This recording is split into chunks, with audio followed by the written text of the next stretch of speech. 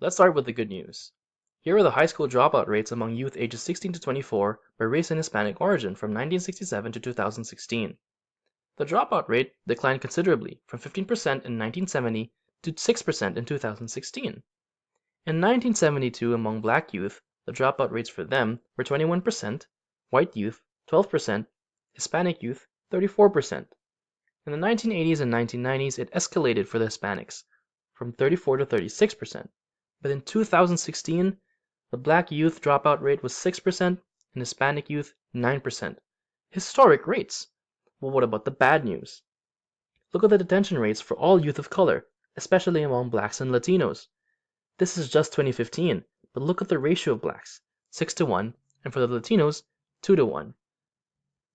Check out this disparity gap of incarceration rates of youth. Blacks, 5 to 1, Latinos, 2 to 1. And where are all these youths led? According to the Prison Policy Initiative, they are led to these: detention centers, long-term secure facilities, adult prisons, residential treatment, and group homes.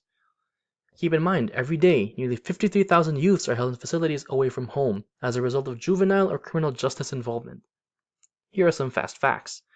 89% of youth in juvenile facilities are in locked facilities.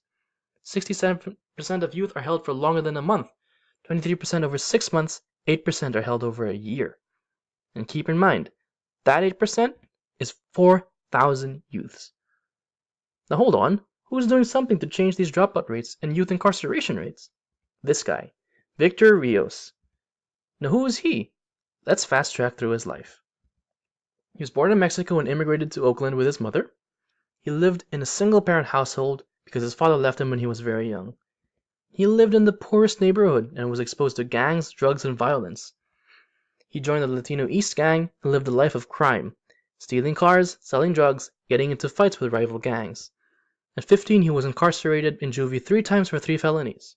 And at 15, his best friend Smiley was shot in a gang fight, and soon after, his uncle was shot too, while he was standing next to him. In a TED Talk, he said that he couldn't feel like he made it to his 18th birthday. But one person believed in him, and that person was Flora Russ, his teacher. He told her of his story of collecting glass bottles with his uncle, and while he complained of cuts and bleeding on his arm, his uncle told him, "We're searching for a better life. We're trying to make something out of nothing." And to that, Miss Russ said, "Victor, this is your power. This is your potential. Your family, your culture, your community have taught you a hard work ethic, and you will use it to empower yourself in the academic world so you can come back and empower your community." And true enough, he did. He's now a professor at UC Santa Barbara. He's published over 5 books, 4 of them which are listed here.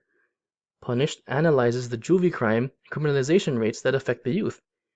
Human Targets argues that authorities give the label good kid and bad kid, and how they have a role in the youth. Project Grit tells of his stories of dealing with these youths and also telling his story. In Street Life, deals with his own story, from gangs to where he is right now. Here are some of the proposals that he mentioned in his TED Talk: providing adequate resources like job training, mentoring, counseling, valuing the stories the youth bring to school, helping them be proud of who they are, their families, their cultures, their communities, getting rid of our deficit perspective in education, viewing youth at risk to youth at promise, and finally, implementing restorative justice in every high school in America. Finally, here is what he believes the education revolution is.